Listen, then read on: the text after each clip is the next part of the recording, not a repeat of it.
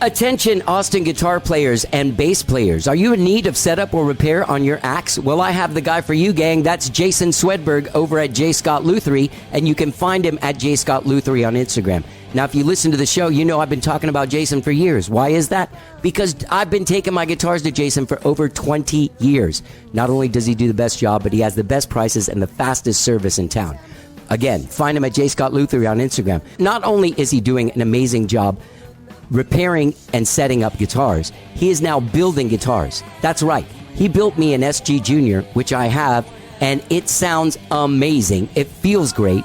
It's the very first SG Junior he ever built. I've got a J. Scott Luthery SG Junior.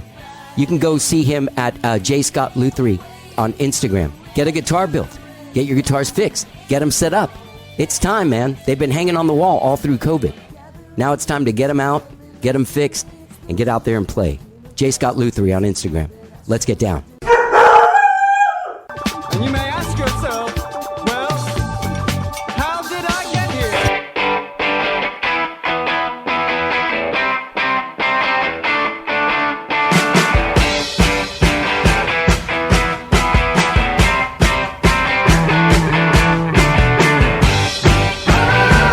It's time for How Did I Get Here?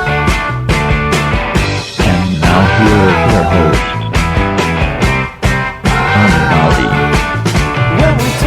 All right, hello, I'm Johnny, I'm your host. Welcome to the show. I hope you guys have all had a good week, whatever it is you did this week. I've had a very good week. It's been a busy week. That's what it's been a busy week, getting all the stuff ready for South by. That's just around the corner, booking the last minute podcast people, RSVPing to all the parties. I've been invited to a lot of parties, and I'm really excited about that. I wanted to remind you guys that the Unity show is going on this Sunday at Hotspot. That's put on by Graham's Give Back. If you listen to Tuesday's show with Graham Weber, he and Graham Wilkeson have basically a charity organization that distributes money to nonprofits that need it, that involve music and musicians and stuff. They're giving it to Dawa. They're giving it to a couple other people this show, but it's going to have like Heartless Bastards, Deasley Brown, Kevin, all these kind of people playing at Hotspot. I would say go to grahamsgiveback.com to find out what's going on. I'm going to go to that show. Go to grahamsgiveback.com to get tickets, find out what's going on with it. It's at the Hotspot this Sunday, March 5th. That's what's going on over there, gang. Other than that, I don't really have a lot of shows I'm going to this weekend that I know of.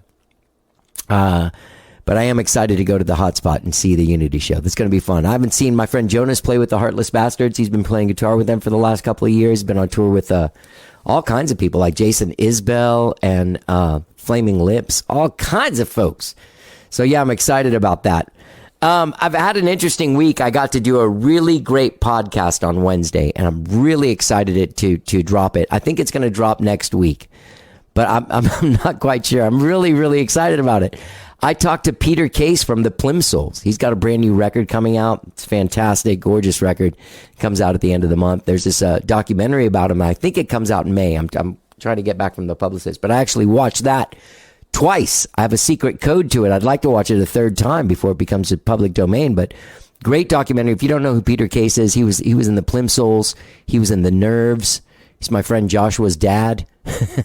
But the Plimsouls, A Million Miles Away from Valley Girl, that movie. He's from that band. And digging into that band, man, what a rich history that guy has. What a great songwriter, what a great musician. I look forward to dropping that to you guys next week. Peter Case, legend. Legends, baby, legends.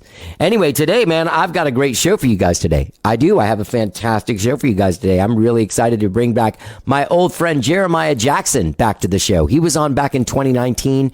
He has just released a brand new single called Stereo Rider. You can find him at jeremiahjacksonmusic.com.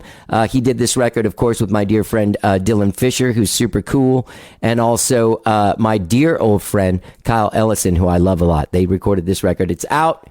It's available now wherever it is you stream and download your music. I'm going to play a little bit of it here. Jeremiah and I have a great conversation. Jeremiah has had an interesting couple of years. He was here in Austin for a while. He had a bit of a breakdown, not just a bit of a breakdown, but one where he had to go to a place and cool out for a little while. He went through some heavy shit, but he got through it. He's been living out in Tyler, Texas with his family. easing back into the world, but he'll be back out here playing. He did some shows in February here in Austin. He's done some shows in Tyler too. You can find him at JeremiahJacksonMusic.com. He's got a new phrase though. He came back out of the thing with like a whole positive outlook on everything. I believe in you. That's his catchphrase now. It's on his koozies. It's on his shirts. He gave me a shirt. He gave me a koozie. He's such a nice guy. Such a talented guy. And this song, Stereo Rider, it's good, man. It harkens back to the days of glam rock and roll. That's what I love. Like 70s glam, not 80s glam. I don't like Poison, but I love T-Rex. You know what I'm saying? You know what I'm saying. I think Jeremiah Jackson knows what I'm saying too. Without any further ado, check out this song, Stereo Rider, and my long and very intense conversation with the lovely and talented and always, always, always a great hang, Jeremiah Jackson. Let's get down.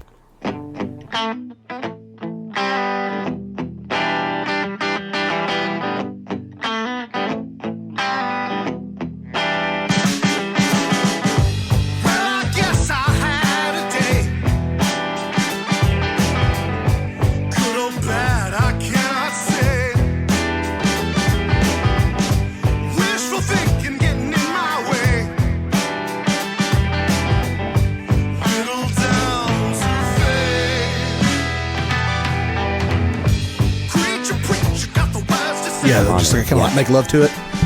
Okay. Slow love to that microphone, man. All the love. All the love. All the love. So, dude, it's been a while. When were you on the last time? I was trying to remember that. Was it like It had to 2017 or something? No, it actually had to be 2019. We're just talking about that year. It had to be May of 2019 when I first did that Awake single. And then I recently released that just about a year ago, fully, the 3-song thing. Yeah. Awake, Blaze, and Sleep. And, Great tunes, by the way. Oh, thank you so much. Yeah, man. I love Thank your you very jams. much. Your the pictures that you sent me are hilarious. Oh yeah, I love the cape. You like the cape? What does the cape do for, like, is it like Superman, like you put on a thing and then you're a different guy? I think that's true of most anyone who gets on stage and puts on something different. It is like a little and it adds something, like you put it on and you feel it a little different. Yeah. Oh yeah, you put it on and you feel, yes, very super, it's kind of like almost a supernatural thing more than super powerful. Now, is that because you're is there a shyness to you that do you use that to protect yourself from the energy of people? Or is it just to lift yourself up as you're going on stage? Because you're a positive guy. You know, you can kind of say that a lot because, yes, like a kind of a positive thing that goes along with the cape is I believe in you, which is a new kind of motto for Jeremiah Jackson that I've been using. And yes, I just referred to myself as Jeremiah Jackson, who I am. Yeah. But it's a positive to it because you see the cape and it's sparkly sequin and the light reflects off of it. And you can't help but smile and go, ooh, that's something. And people do notice it more than just wearing, a T-shirt and jeans and jamming on your guitar on stage. Yeah. You put a little show behind it. You give people that third dimension that sometimes you miss from just a recording that you listen to. And it's hard to do that in like a bar setting, right? And it's hard to do that on a budget that people like us have as opposed to like a real band. But like, not that we're not real, but like a band with budgets too. Oh yeah, with explosion budgets. Well, we say explosion buckets like someone else is investing in it because someone else comes along and has said, I believe in you enough that you can make me some money. Yeah. So I'm going to invest in you some money. You go record this and you're going to go do this. But also just, sometimes the most fun I can have, and I'm sure you've had the same experience with, it's just a few people in a bar. And then you're connecting with each individual person, dozen people, half a dozen people. Yeah. And each person leaves there going, I feel a little bit better. I feel a little bit differently just because this person connected with me while they were singing these songs. Yeah. And, you interact with people. Like when I go on stage, and if you go and see me play live, I will look at you directly in the eye if you get close up to the stage, and I will say to you, I believe in you. You'll hear that, and you will feel it. Do you really feel that you believe in people? I believe that. Or do you think that message needs to be out there in a world that we live in, where no one's walking around saying, I believe in you? I think all of the above, because at first to say, I don't, our worst enemy is ourselves. We'll always say the worst things to ourselves. Like, oh, I hate myself. I hate this, that, and the other. And I've actually said that before. I was sitting in my car, I just hate that. I hate this, that, and the other. And then recently I go, you know what? No. Replace that hate with love. If you just say that to yourself, oh, I love this. I love that. It feels a little different. I almost get a little tearful to myself. I was like, wow, I could have been saying this all along. Yeah. And if I say, I believe in you, do you believe in me enough? You start to really believe in yourself when you kind of push that out there. And when you, it's kind of hard not to let it in when it's on the outside so much. Right. Yeah. Do you,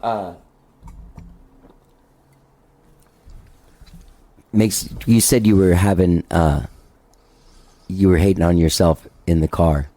Yeah. Did you, was that a pattern for you before? Is this like something that you're doing, working on yourself, that you're like, oh shit, it works on me, might as well work on everyone else? Oh, yes. Koozies. Definitely. You know what I mean? And that's like a thing that I've done before when I used to teach before. I talked to you about that last time I was on here. Yeah. And I don't do that anymore, but something that I still want to do is if I've learned something, and this works really well for me, if I've learned something, it's important to spread that knowledge because, the knowledge is power. Yep. And then also on the other side, ignorance is bliss. And I think we can all agree with that. The more you know about something, the kind of more heart-wrenching it can be. Yeah. And the more you discover about yourself, the more heart-wrenching it can be. Yeah. And also, it's also very calming when you say, oh, this is what it's about. So discovering more about yourself, more introspective, work on yourself, not just alone, also, other people out there to help you. What made you stop teaching?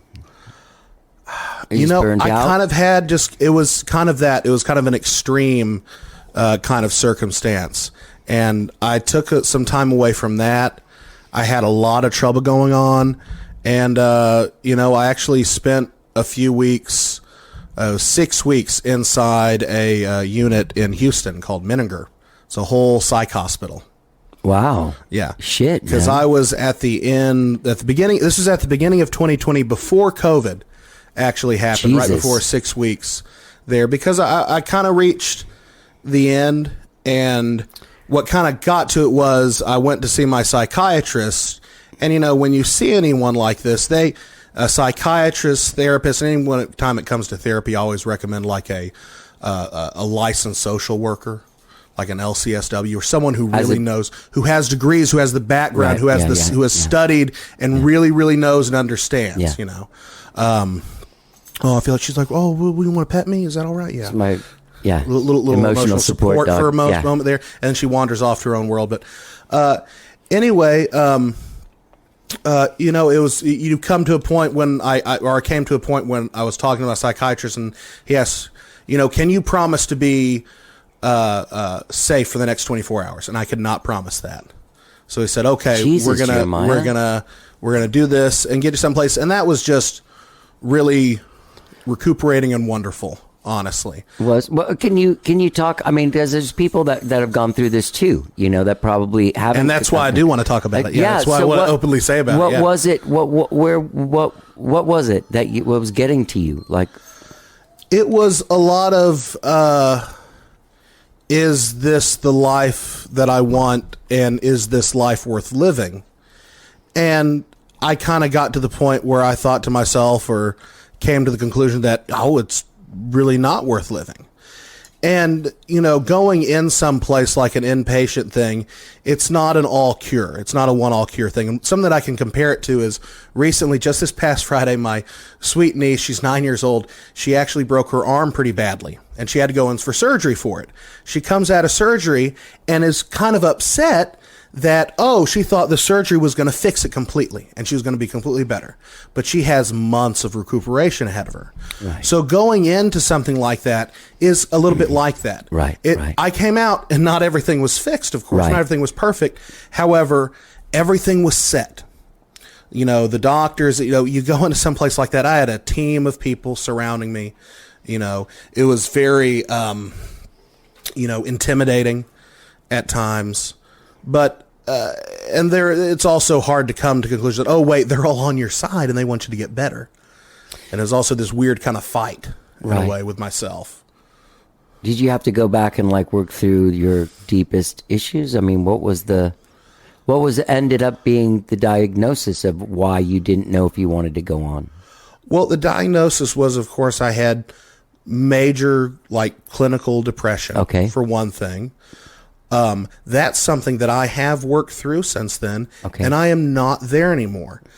I also had major anxiety issues, still have anxiety. However, it is more under control. And that's through, since then, 2 years of great introspection, 2 years of, kind of on and off with therapy, not as consistent as I should be. Like I can actually go back and say that, I could be better with this. I could be more consistent with this, but I've kept with that same psychiatrist for one thing. Which is really good. And also another thing, it's to anyone who listens to this and is like, oh, I can't find someone. Oh, that is hard to find someone. That's the most difficult thing in the world. Yeah. It's probably more difficult than finding, your true love, your most significant other in your life. Yeah. Because this is someone that you have to put a lot of trust in. Yeah. And for a lot of people like myself, I have trust issues. It's hard to trust people sometimes. And along with that, what came out was that I also have borderline personality disorder. So in the DSM, which I forget which that stands for, this is like the sort of Bible for the big book. It's red, the big book usually, for or blue. the big for mental health services and everything. Yeah. And in it they have, here are all sort of signs that you're suffering from PTSD or this, that, or the other. So under the borderline personality disorder, the psychiatrist in the hospital is like, so Patrick, I'm going to go through this. Oh, I love this woman. I said, Patrick, we're going to go through this all nice. And say, what about, does that sound like something that reverberates with you? That kind of does this, that, and the other. And so you had to get like 5 or so, I think. Oh, right. And I just got like 4. Okay. And maybe kind of another one. And then also with a little bit of PTSD, it was less than that, but I still had some of it. So in the end, this isn't like an actual professional opinion or anything. I feel like it can kind of go all on a spectrum of things. Like as far as how much trauma you have from a past event, or because of what I know of trauma and everything, it's not really the outside force that's about it. It's that inside force that reverberates after the traumatic event. What was the traumatic event? Can you talk about it? It was a bad relationship. It was a relationship that ended pretty badly that I thought was going to be, the rest of my life sort of thing. And, there's a lot of fighting. Sorry, man. There's a lot of, a lot of bad communication in the end. And the thing was, that relationship actually ended 2 years before I went into the hospital. So actually it was just kind of like waves with me going up and down, Right. up and down. And that lowest dip, that lowest trough Right. was finally saying, okay, I need to go in. Yeah. Need some place where I can be completely safe. And it's like 100%, I'm so glad you made it through, man. Oh, it's wonderful. It's interesting because when you just on the level that I know you're this gregarious, just you light up a room. Like your energy is like, because you've got a big, positive, beautiful energy about you. I've been there, though. Yeah. I call it true nihilism. I don't believe anyone is an actual true nihilist unless they are truly suffering from, this is it. This is all there is. What's the point? And it's like I was there in the deepest, darkest, could not move, had to have, I have wonderful parents who helped me along. My mother actually came and stayed with me for a little while because I could barely get out of bed and move. And is that a depression? Just sank so deep into it. And looking back on it, of course, when you've seen such darkness, you really appreciate the light. Yeah, I can tell you that. That's true. And kind of how I kind of look at it now is kind of like, I think it's how physics look at it. There's no such thing as darkness. It's an absence of light. Right. There's no such thing as cold. It's an absence of warmth. Right. So whenever I walk into a place now and there is an absence of light, maybe I can bring a little light into there because I've known what the darkness is, and go into some place and it's feeling a little cold. I can bring that warmth because I know what it's like to be cold in the dark Yeah. and just feeling empty and no connection to anything. Yeah. And I feel that going into someplace, music, is a big bringer together of community. I kind of think of like the earliest thing, going back to history, when I think of history stuff, because I taught like the earliest thing in the United States of like community, and like, go back to colonial times in history where the community centers were churches. Mm-hmm. And of course, you beginning to have hymnals and things like that. So I think it's music and shows, especially secular ones now that have no connection to any religion, that are just there for everyone to have a good time. People are still doing communion. That, well, yeah, it still has that same energy. Yes, it is communion, isn't it? Yeah. And here in Austin, you do it 5 nights a week, all the time. 7 nights a week. You do 5 nights a week. What am I talking about? There's 7 nights a week in the week, aren't there? The weekends. I'm Jeremiah Jackson. 5 nights a week. I'm only and the other 2. Well, sometimes you need a couple days off. What am I, God? I'll work 7 days a week, no days off. Did you have you been able to channel any of that? Like, have you, as far as like dealing with the feelings that come at you now after you've gotten the tools from the place that you were at for 6 weeks, the facility, and then a couple years of kind of skipping along in therapy though and working on it? Do you now feel like you have the tools where you know how to channel or kind of fight off when that's coming, or kind of go through it, or what did you glean from that? I think time? the hardest thing I had was like, I was presented these tools so much. I knew how to use them. I just wouldn't. It was just like this pushback against it, because, and I know that a lot of people who have suffered from depression will agree that depression is sort of like this old friend. It knows That's exactly you. right. That's it's right. very That's right. comforting. The devil, Yeah, well, it's because the devil knows exactly what you like. And it's like, oh, yeah, come here. You're warm here. You know exactly how this feels, because feeling good is scary. That's a foreign thing. And, you fall into that, and that's very cyclical. Yeah.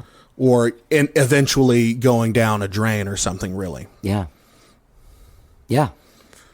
That's great, though, that you got through it and you're here. Oh, yeah. And you're making music and you're putting the cape on again. Oh, yeah. Well, I do have those tools now. So when, and it's about being mindful about everything. It's about, that knowledge is power sort of thing. So I'm aware, like, oh, I have signs of BPD, and I've seen certain things like that. Like, I have to connect and hold on to certain people, and if they don't respond to me, I fall apart. Oh, is this the end of the world? Now I have these tools, like like one of the things that I went through, which I always recommend, is dialectical behavioral therapy, which is a lot to it, and I recommend people who know they do have BPD. It's particularly for people like that, and I actually went through that therapy before I knew that I had BPD. Okay. So I actually did outpatient therapy stuff once a week with a group, and one-on-one for the longest time. But that is something that I really would recommend, because they present the tools so easily to you. But again, for me, the hardest thing was using them. But things like checking the facts, like, oh, this person that I like so much. Well, everyone has their own lives. They're busy. They're doing stuff. Yeah. I'm not the main character here, know. Yeah. Everyone, isn't it weird to think that everyone has their own dreams and wants and needs and living their own lives? They're all the main characters of their own lives. Yeah. They're all Tony Stark. Yeah. So, I've seen some video of you guys playing. You're a ripping guitar player. Thank you very much. I was reminded of that watching. Did I see you at the Scott Collins thing when I was leaving? Where? When was this? At Waterloo? No. Oh no, I wasn't. I didn't. No. I wasn't able to make that. Does he still have that flyer up? The big thing, the big window thing? I don't know. Okay, I'll have to drive by there, because I meant to go by there and get someone to take a picture of me mooning it and then send it to him, but I haven't been able to do that. So maybe the window cling. That's what they're called. Oh, the window cling? Window cling. I thought you just said I need to go clean the window, so that's what I'm going to do. I'm going to go clean the window with my rear. Instead of doing this podcast. Yeah. They used to have these things like. Did you grow up in a town with the Tower Records? Were you ever exposed to Tower Records? No, I never was. They used to make these giant, like 3D art pieces of your album with it. Like they had each store had like a styrofoam artist, and they'd make these cool like 3D fucking things that they'd put on the wall.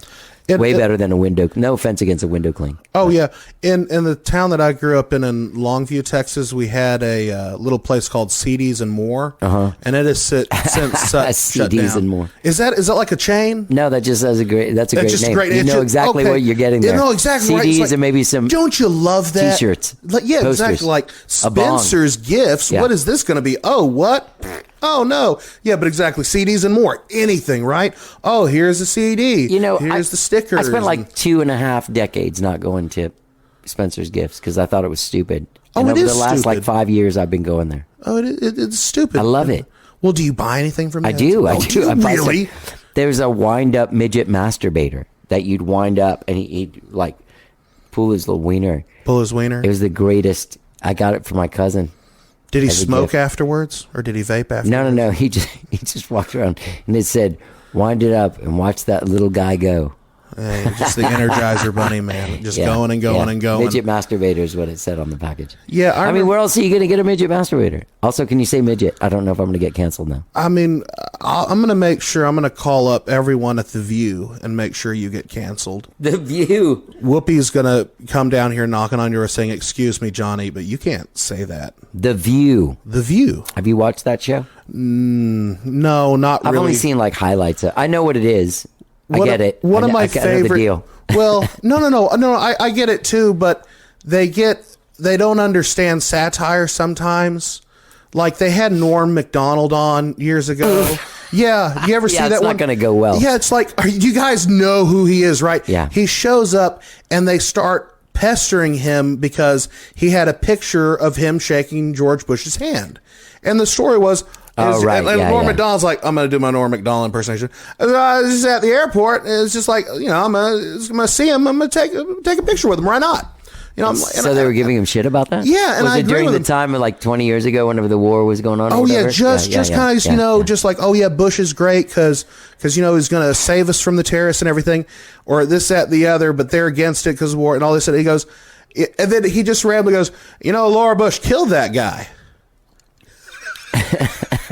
And then they just get so mad at him, like, "Oh no, we're not going to talk about that." I'm just like, "Well, you brought this guy on, and it's like oh yeah, we're gonna bring in this live grenade to this little kid's birthday party and have them pull the pin. Yeah. Then we're gonna see what happens." So wait a minute. Let me ask you this. Sure. So you get out of the facility place, and Yes. it's 2020. Then Yes. you're in the you're going home, It and you're was locking yourself down. right before COVID started. So what you should do after such a long stay, you've been kind of institutionalized in a way. Right. So they have these halfway house sort of programs, but I did not go into that partially because of COVID. The pandemic. Because the pandemic was just starting to happen. When I got out, people were just starting to get sick and things weren't shutting down yet, but it was just about a week or so after I got out. Wow. So that was pretty interesting, but it was all almost like, oh, well, I'm used to this, not going anywhere, not doing anything pretty much. But how was your mental state coming out of it and just being alone? Were you alone, or were you staying with Oh, someone? Where were you? I was with my parents. Oh, that's good. I was with That's my parents good. in Longview. So that was good. And it was just, but I could go outside. Yeah, I could do all these things, and I had all these tools. But I did just like everyone else. I get out. I'm kind of on a high note, and right afterwards, because of COVID, I went into another kind of trough. Yeah. There a little bit. No one's taking showers. Heck, I didn't, go and take a shower for a week at one point. I didn't all wear this other deodorant stuff. for most of 2020. I don't think anyone did. I don't think people have gone back to it. But I would highly recommend people. Deodorant's not the problem. People just don't bathe enough. Let me just throw that out there. People just don't bathe enough. I do. Because you can put as much deodorant as you want on, but it's just covering up the layer. It's like the 1800s where you can't get yourself to smell good, so you just keep putting like fruit on yourself or whatever the hell they used back then. I don't know. I think everyone just kind of dealt with it. We're just like, oh, everyone smells. That's the thing. I guess. Oh yeah. Hey, walk outside. Oh, it smells like shit today. Oh, I guess it does. Everyone was British back in the day. Oh, it smells like shit outside. Oh, yeah, it's just like yesterday, wasn't it? What about tomorrow? It's going to smell like piss. Oh, good. Just every day. Every day. Every day, everyone smells. Because like deodorant originally was sold as a feminine beauty product, because they couldn't sell it as like a hygiene thing, as like a cleanliness thing, because everyone was like, why would you use this? Everyone smells awful anyway. Right. So then companies got the product. Oh, you want to be beautiful, right? Well, you want to smell good. That's part of beauty. Cha-ching, ching, ching, ching. Oh, good idea. So that, it's kind of, sell it as that. And Nice. now we wear it because it's a hygiene thing, I guess. Oh, whatever. You don't want to smell on the plane with, 100 other people in a little metal tube. No. Yeah, me neither. I don't like shorts, people in shorts. I hate sitting next to a guy in shorts. Really? On a plane. I just don't understand it. I Is don't. it the I hair? think there's people that just like totally wear their PJs on the plane. That's weird to me. Maybe I'm old. Well, Johnny, when I first started flying, people still dressed up to go on a plane. Well, have you heard that old Patton Oswalt joke about flying? It's like, back in the day, people dressed up for it. It was an did. amazing thing. Yeah. You could arrive 15 minutes before your plane left. You could have a cocktail with the They'd pilot. hold the plane for you. Yeah. Yeah, everyone was a spy. That was my favorite part of that joke. Everyone was a spy. Yeah, because everyone dressed up like they were on Mad Men. My brother. No, I wasn't. I'm not that old. Well, okay, never mind. Let's. I'm talking about the 70s. Oh, we're talking about the 70s. People still dressed up. People I think dressed they up. did. Maybe I did. Everyone in the 70s. Okay, let's go to the 70s. Everyone's in their flared out pants and big giant lapels that go down to their knees. And no, I'm sorry, that's a little exaggerated. No, everyone's dressed normal. It's just like that 70s show, except they're planes. Right. And there's And people you can, flying and you on can planes. smoke on them. I smoked on planes when I smoked. Like in the late 80s, you could still smoke on planes. Oh man. I remember crazy. taking a flight in 1989 and smoking, and I think that was the last one. Jeremiah Jackson, let's get back to this music. We haven't even touched on it yet. Do we Stereo have to? Rider. Yes. Stereo Rider. Great song. People can get out there and check it out right now. You probably heard the beginning of it before we started talking. But tell me a little bit about this song. It's a pretty bombastic glam song. Yes, thank you. Yeah, It's great. It's a good song. It's kind of a journey of a thing. It has 3 parts to it. Yeah. In a way, Dylan, my producer, engineer, friend, secret lover. Don't let his wife Allison hear this. Secret lover.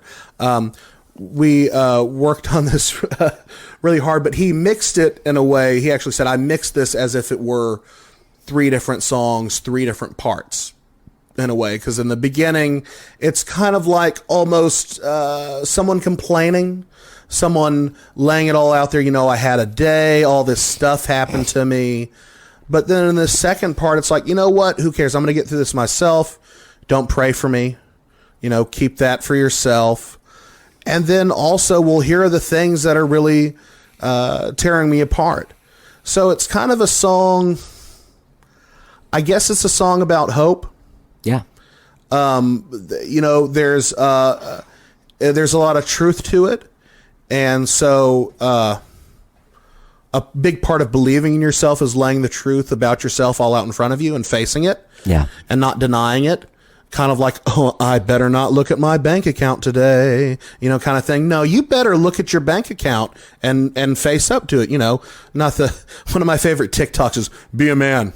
Don't look at your bank account. Overdraft. Be a man or something like that. No, don't do that. No, don't do that. Be aware of yourself and, Own it. Also, it's. I think it's a very uplifting song. I think by the end of it, there's a feel good quality to it. Yeah, a little chant thing. A little. Oh yeah, and Reminds me of the thing on Ziggy Stardust. Na na na na na na na. Okay, everyone, I can go. Na na na. I can die happy. That's Starman? I've just been compared to David Bowie. I Yeah. can die happy. Thank you very much for that. Yeah, no, there's a lot. You say glam, and that's kind of where I put the genre at is glam daddy blues. Okay. Because a lot of what I grew up with really was my dad introducing music to me with the trifecta of Jethro Tull, Santana, and Led Zeppelin. But then I discovered things like David Bowie, Right. and other things, T-Rex, Yeah. things like that by myself. Elton John from him a little bit, but Elton John is also very glam. He went through a pretty big glam phase. Plus, he was like, Did you see that? That's him, isn't he? The guy on Bang a Gong, isn't he the?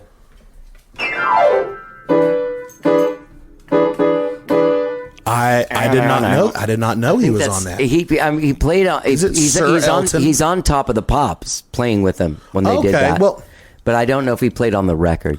Yeah. Well, if they were on David Letterman, it would have been Paul Schaefer playing on. No. No, I'm making a joke. Bad joke. No, Mark was dead before. Oh no, I know. But that was always the funniest thing. I always liked watching David Letterman's musical guests. Yeah. Like my oldest brother I don't think he ever liked that. He always wanted to hear him interviewing someone, but I always liked the musical guest because he was big music person, big supporter of that. He was a drummer.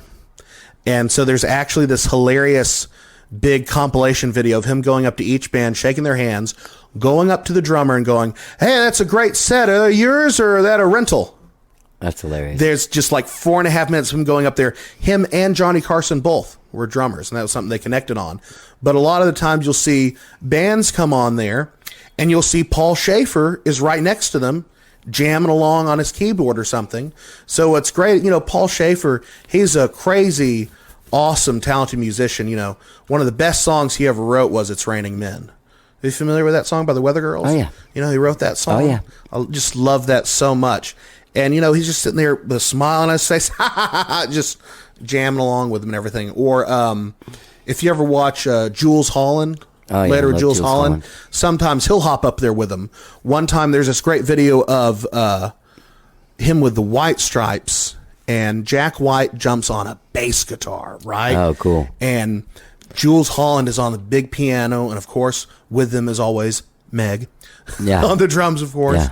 And they're playing Doorbell, I've been thinking about my doorbell when you're going to ring it. Yeah. When you're going to ring it. And you just jamming out and everything. Yeah. And I love that because it was really old school if you watch the video, because the piano, how it's positioned, he's facing away from the band. Right. So you know what he has, of course. Yeah. A mirror set up on there so yeah. he can see and get cues from everyone. I love that. Yeah. So the whole time he's playing, and Jules Holland just, master pianist and everything, just being able to do that and all is just I got really to see awesome him like when I was a teenager. Yeah, when he was with Squeeze in 1985. I saw them here. Oh, wow. That's great. That's really neat. He had like a little portion of the show. He had like a little 5-minute. Oh, that's neat. Everybody left the stage, just let him do his thing. Oh, that's really cool. Yeah, he's something else, Jules Holland. He's something else, Jules Holland. He's something else, Jules Holland. Maybe he'll invite me over this. Oh, I like this. I'm going to invite Jeremiah Jackson. Jeremiah Jackson, the bullfrog. So, what do you got a South by Southwest thing going on? I don't have any South by Southwest stuff going on this year. I think I'm just kind of taking it easy from that and focusing on writing and preparing my EP that I want to have come out a little bit later this year. Okay. So you already kind of started on that? Yeah, it started on that. Kind of when I started with Stereo Rider, kind of the idea was eventually get a whole EP out there. And I'm not 100% sure now about Stereo Rider being a part of the full EP. But I think it's their jumping off point to these other songs that I'm really happy about. Yeah. One of them is actually I Believe in You, a song written around that kind of mantra and chant. Nice. Song that I'm really happy about. Another song is a little ditty called Soul Power, and I'm actually having Nelson from Como Las Movies is coming in, and he's playing a little keys on it, which I'm really excited about. He's a friend, and I just adore Como Las Movies. Yeah, me too. A cool connection.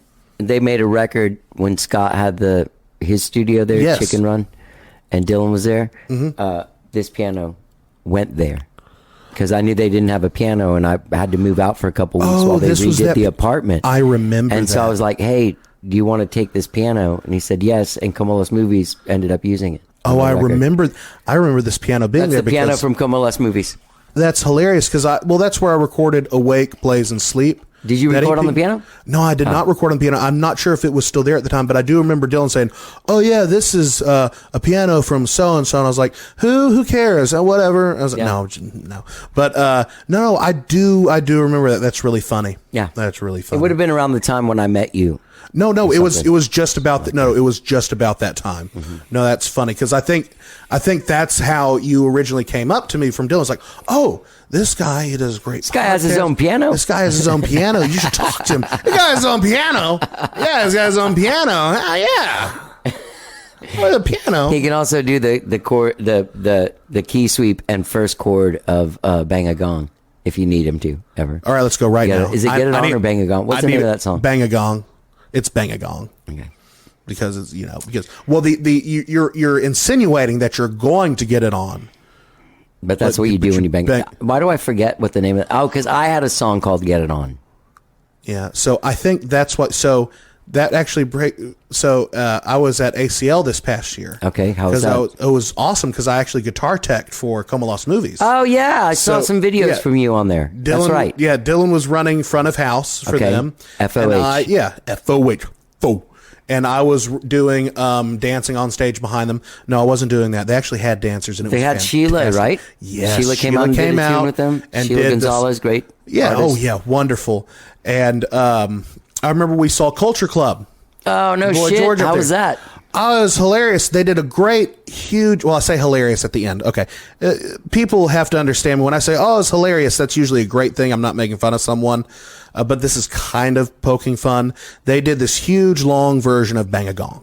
They did, and it goes, yes. And Boy George goes, and here's this person, and here's this person, and they do the little ditty, and then they get to the end of their set, and they're playing Chameleon, and come a chameleon.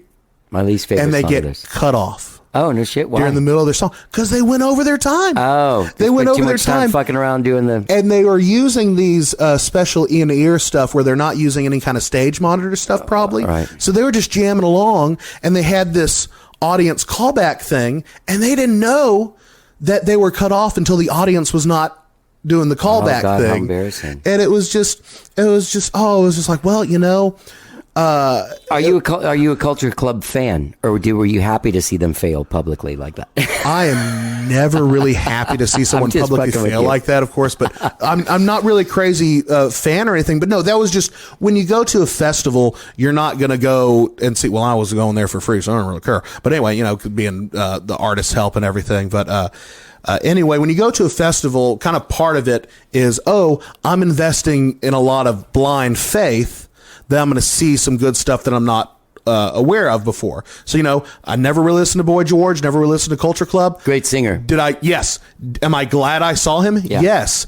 Am I glad he failed? No. Why would I be happy anyone failed? I don't know. But it was There's still a couple of people I like to see go down. I'm going to jump across here.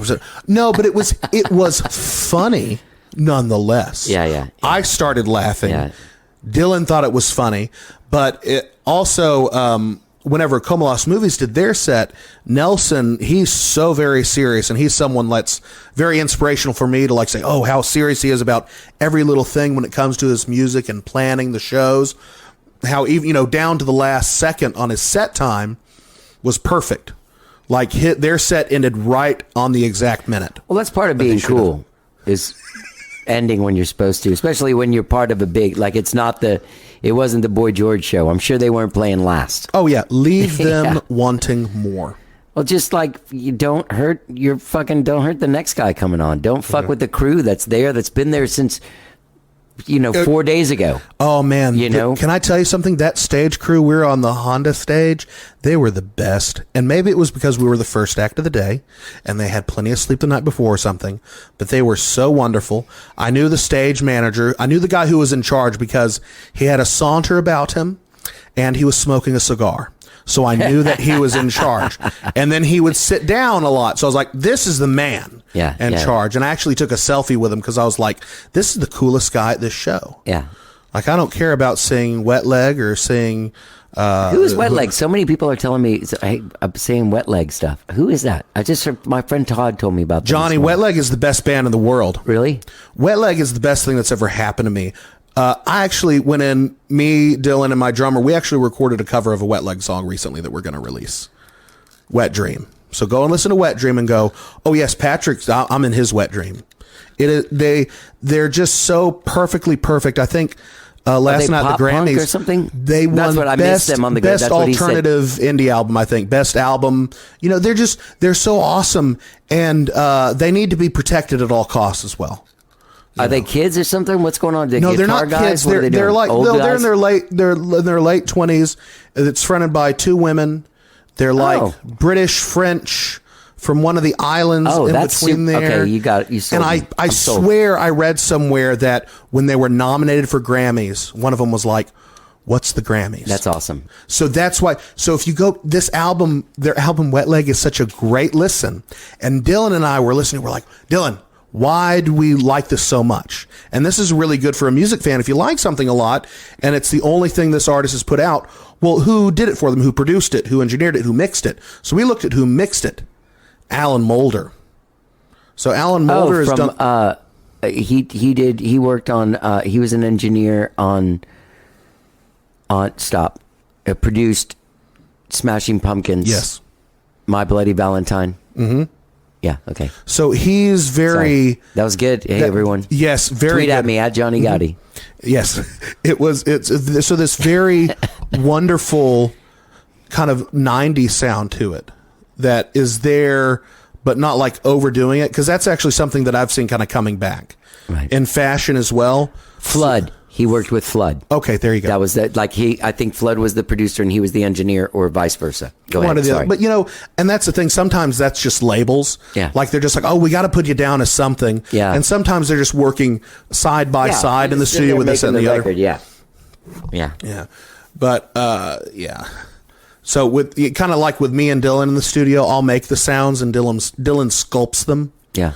So Dylan's there and says, oh, let's use this pedal. Let's do this. Or what if you did, kind of this way? And I was like, well, Dylan, what if I did it this way? And then, kind of like that. So it's a nice team effort. I really like Dylan and Allison.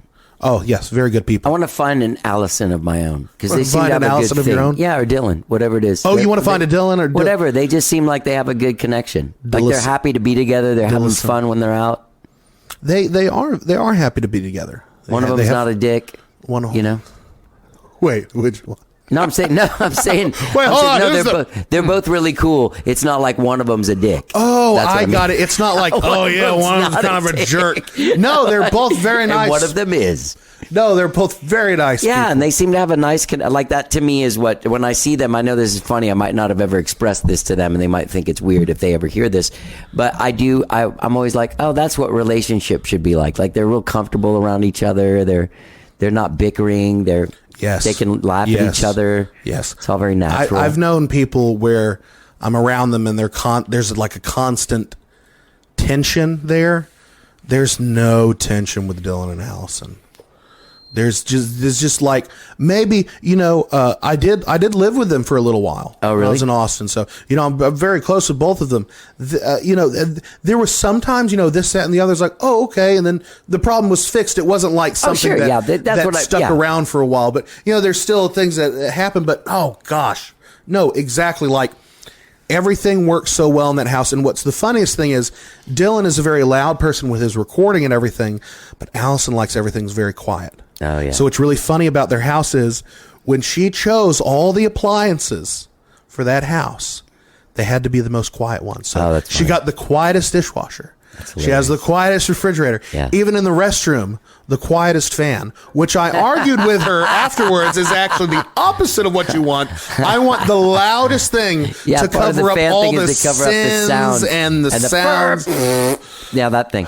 The explosions. Are you not living here now? No, I'm not actually. I'm in Longview until I can. You drove all the way here from Longview? Yeah, I did. Jesus, dude. I love it here. I would have done it on Zoom. Oh, you've done it on Zoom? No, I was coming here anyway. I'm going to go see the BMI songwriter thing at Saxon tonight, and I like coming here anyway. This is fun to come. Who's here. on that thing tonight? Oh, I have no idea. I don't think I'm going to go. I got to do dog stuff. Gotta do dog. People are blowing me up too. By the way, I'm getting a lot of calls. Getting a lot of calls because they know Jeremiah Jackson's in town. No, they don't. They have no idea. Jeremiah Jackson's in town. My sister and other people were calling. Oh, your sister. Yeah. Sister Nicole. Sister Nicole. You got to answer when she calls because she gets upset. I got a sister-in-law named Nicole. Do you? Do you get along with your family real well? Yeah, for the most part. Where's Longview? Longview is just about 2.5 hours east of Dallas off of I-20, and it's about an hour west of Shreveport. Right. So northeast Texas. You're not going back there today. No, I'm staying the night. Over at Dillon's? No, I got a lovely little room. Oh, you got a place? A lovely little hotel You room. might be able to pick up a lady at the... I'm gonna pick up all the ladies, Saxon. and I'm gonna do some bicep curls, and show them that it's about quality, not quantity. So it's about exactly how right. you do the rep nice and exactly slowly right. with control, and then we'll go back to the hotel room, Yeah. And then you'll lose control. and then glitter and glam everywhere. Dude, Jeremiah, what else do we need to cover here before you go? I love talking to you, man. You're a I nice love guy. talking to you as well. You're a nice guy. Yeah, I I'm sorry you had to believe- go through all that tough shit, man. Oh. That's a tough. You're every like other people can do shit to you, but like what you end up doing to yourself up here in your head Yes. is the worst, man. I'm sorry you had to go through Yes. that. And I'm happy that I was able to go through that now, because if you can go through something like that, Oh yeah, and come out. you have the ability to accomplish anything you want to. Yeah. You really have that power within yourself, and it does just like us. That's why I really do believe in that. I believe in you, Yeah. because that there is a real sentiment to that statement. Because when I say it, I really do mean it. Yeah. And I've noticed like people have come up to me after shows like, "Wow, I believe in you." I felt that. That was nice.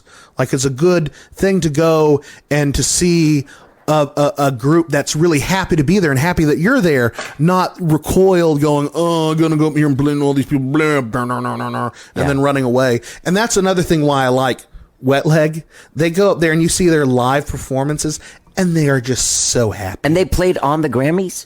I'm not sure. I They won missed it. They won a Grammy. They won a Grammy. I skimmed the news this morning because I didn't watch it because I can't stand watching Grammys. But I'll go back if there's something cool to watch. I'll go back and I watch don't that. think Kind you of shouldn't be upset. Like, look, I don't. I've never. I mean, when I was a little kid. No, I mean, like, The Cure was never on the fucking Grammys. Cheap Trick's never on the Grammys. Like, fuck those guys. No. I love Robert Smith, right? The Cure. Yeah. Coming up, and then this interviewer, like it was more recent. It's like, "Oh, it's Robert Smith of the Cure. Aren't you so excited to be here at the Rock and Roll Hall of Fame induction?" It's like, no, sorry, sadly we're not. Yeah. It's just like, no, sadly we're not. I just love that so much. Just die laughing. That was so on brand, too. Oh, yeah, to say, so- you know what I mean? Well, yeah, So unless Billy Crystal is hosting, Right. You know what I mean? Yeah, yeah. You go back to those Yeah, I days remember of when the he said Academy that, yeah. Awards, and actually, one of my favorites that I think back to was when Jon Stewart hosted years and years and years ago, and they had this whole thing. Well, the war in Afghanistan had just started, or I think Iraq or something like that, and they had this joke little promo. He's like, "We made a promotion for these Academy Award nominees," and it was this old couple like sitting there going, "Oh, who are the nominees this year? Oh, so and so, such and such," and they get to, "Oh, Renee Zellweger. Well, that's a foreign name. I don't think that's appropriate during wartime," and I just died laughing. I could not. That was a weird thing. Like, they changed the name of French fries to Freedom Fries at fucking Well, 'cause it's just Capitol like- lunchroom or whatever. Fuck those guys, man. This is an insane world we live in. It's like, we're going to take So this you- entire day to Yeah. change the name of this instead Jesus, of give me healthcare a for all, break, or man. instead of Yeah, helping the people. Yeah, we need to make sure that, yeah. Well, if there's anything that I can leave with the people of the podcast land out there with, Yeah. the revolution will not be televised. The revolution will not be on the radio. The revolution will be in the streets. The revolution will not be in your living room. The revolution will be in your face. Yeah. That's all there is I think to we it. learned that in 2020 and 2021. Yes, we that did. Everybody was revoltionizing. Revolting. Sorry. Both sides. And that's the thing. That's not just one side. Yeah, everyone. That's revolting. Everyone's revolting. Everyone took to the streets. Everyone did take to the streets. And I did not take to the streets. I didn't have I was also scared of COVID during some of that time. Oh, yeah, no. There was a big thing. Remember the downtown? Scott was going down there a lot. Yes, Scott Collins. Yes, he was. There was a lot of people also going down there to be like, I'm down here. But I was like, hey, there's still But COVID. what exactly? And also the thing is, when you go and do something like that, what exactly is it that you're doing? and it's kind of, Well, you're I'm not saying it's bad that you're there, or how dare you go out and voice your opinion, because it is your right. Yeah. To do that. It is not you're free to do that in this country, to go out and voice your opinion in such a way. However, it's so difficult to change such large scoping things. So that's why, and something that I always have seen in Austin is a lot of local grassroots campaigning. You can change more locally than you can huge nationally things. So if you want to see change, go outside and practice a little thing called civic virtue. If you see some trash on the ground, pick it up and put it in the trash can. You want to recycle that can, put it in the recycling. Those little things. Well, it's like when it's not a presidential election, like 18 people vote. You know what I mean? But those are the ones that really, like the president. You can't. If the light goes out on your street, you can't write the president and turn the light on. But your city councilman, you fucking can. Yeah. You know what I mean? Yeah, you can. The person you're voting for, if there's some shit going on weird in your district, you can write your congressman. Yeah, don't let Joseph Biden ignore it. Let your congressman ignore it.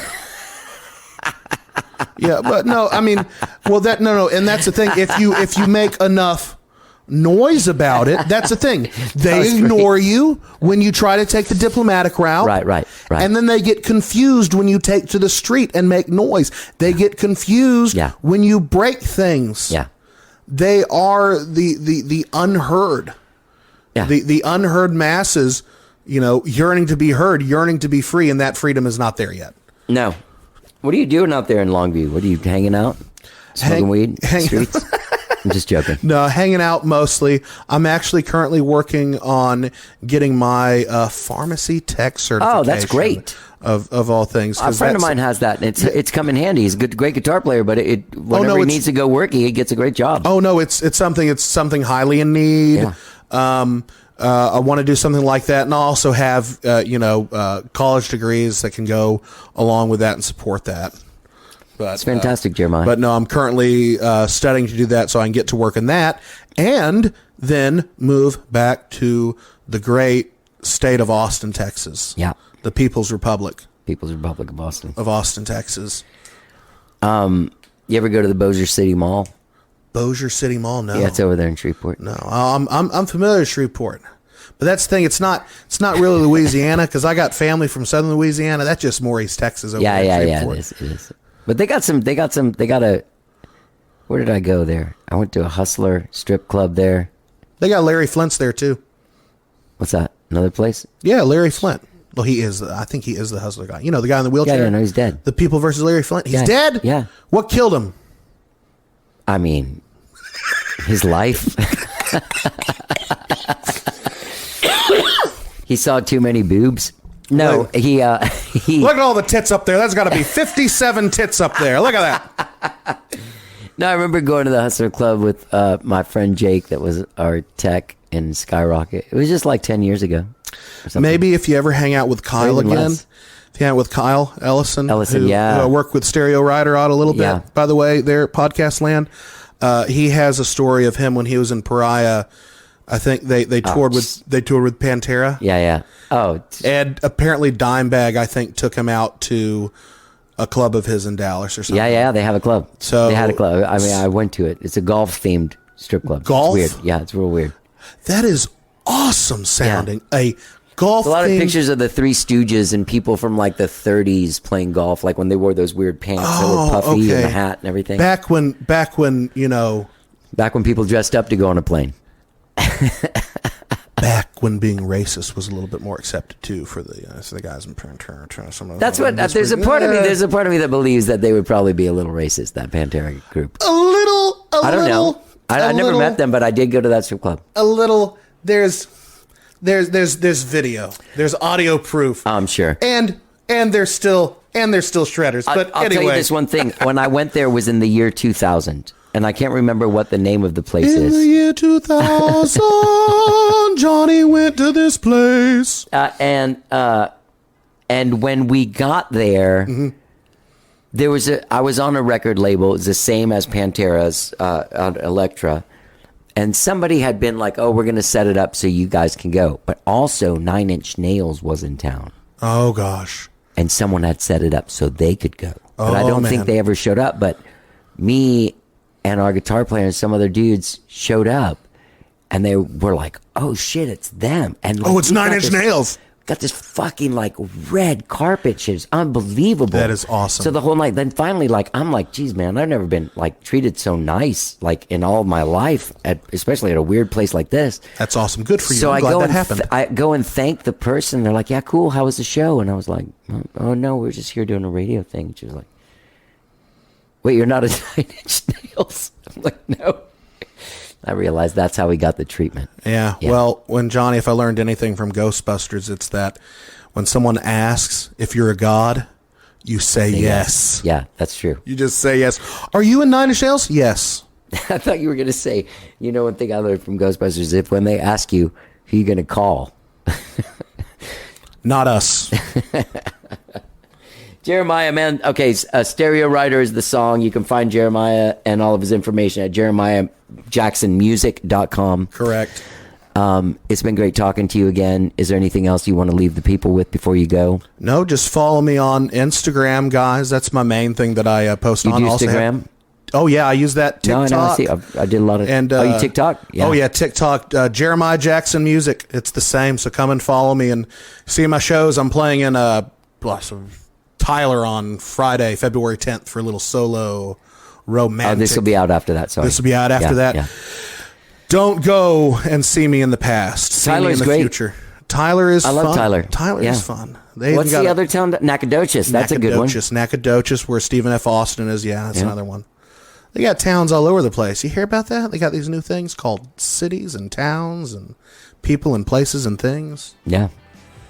Yeah, baby. Dude, it's been great having you on. It's been great being here. Yeah, Thank man. you. Good talking to you, brother. Gang, that was Jeremiah Jackson, his song Stereo Writer. You're hearing it now. You can find it wherever it is you stream and download music. You can find Jeremiah Jackson on the socials, on the Instagram and all that stuff.